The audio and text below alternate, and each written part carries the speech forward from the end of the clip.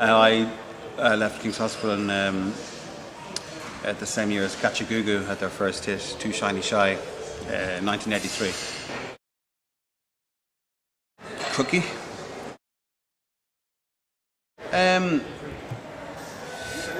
I can't tell you much of what went on inside the classroom because it's actually tied up in law at this point. I don't want to prejudice the trial. No, I'm joking, of course. I liked a lot of the teachers. I liked Robert Whiteside. He was particularly a nice man.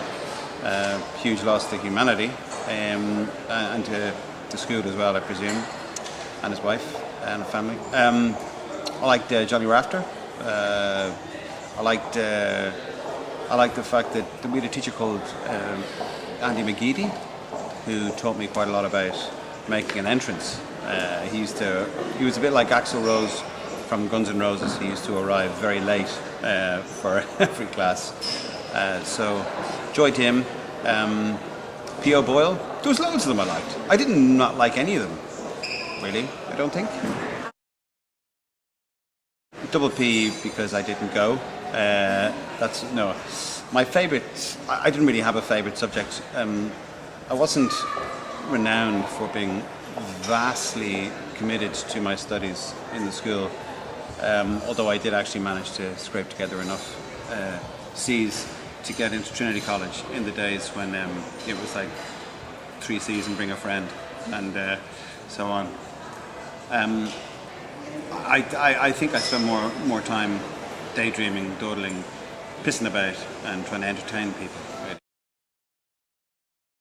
Yeah, I played with distinction for the Bees.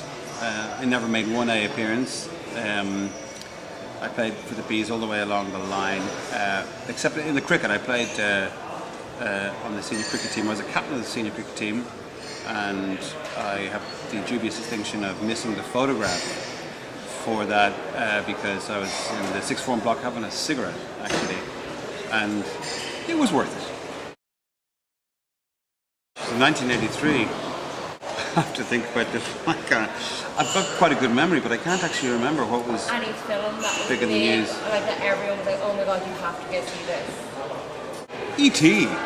was on in my final year of school, actually. It was in 1982, so I suppose December 82, so E.T. Catch a Goo-Goo, as I said, Too Shiny Shy, was a big one. Remember coming up to my leaving, Spandau Ballet, True, That Much Is True, and News Stories, Shergar. Shergar was horse-napped and sadly never returned. That was when I was in 6th year. When you see all this stuff and reading in the years now, it looks like sort of communist Russia from 1961. Well, I had the best mullet. I did have a good mullet haircut.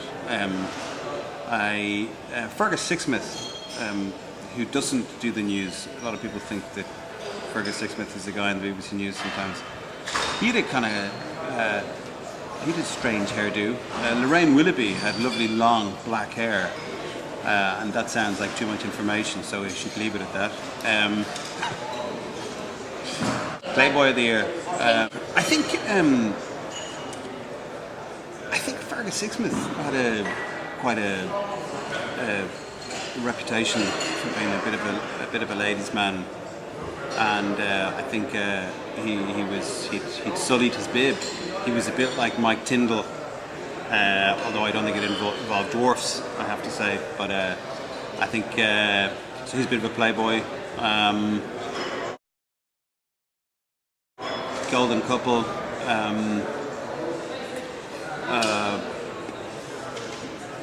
Gary Mahood and whoever he was going out with. I remember I fancied her quite a lot. Whoever she was, I can't remember. Richard Douglas.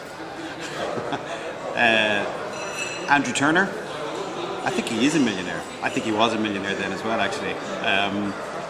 Susan Baird. I think she flies planes. That's pretty successful for me. I'm sure there's some person I don't remember who probably owns the computer company now and is worth 400 million. And if there is, could you give me some money, please? It's kind of a bit smutty and a bit rude. I can't really Well, if you it'll could make embarrass it a little people. more PG for the camera, I'm sure they'd love to go down memory lane with you and recall the planning and execution of it. Well, I was a day pupil, so we tended to have our own enclave, ghettoized world within the world of King's Hospital, because there was a borders on what they used to do, and there was a day pupils and kind of what they used to do. And some people crossed over that kind of east-west divide, and some people didn't, as you know. Jedward probably didn't. I did sometimes, not always. I spent most of my time on a bus, getting to and from school. My biggest prank, legal prank, biggest prank that wasn't against the law was, I remember going into the library one day, shortly after I had a packed lunch at 1 o'clock, and everybody else was going into the dining hall for lunch, and or the refectory as it's now known. And I went in and I had an apple that I was eating, and I didn't really finish the apple. And I just walked down to the end of the library and I just threw it back like that for no reason, just because I could, because I was 16 and and it landed in the bin at the other end of the library. That wasn't the remarkable part. The remarkable part was it missed Harry Myers' head by that much. I had no idea he was in the library having an incredibly intense conversation with a pupil, and was completely unaware of the fact that I had just threw an apple that was nearly a fully formed that probably killed him, which would have been very bad news for the school.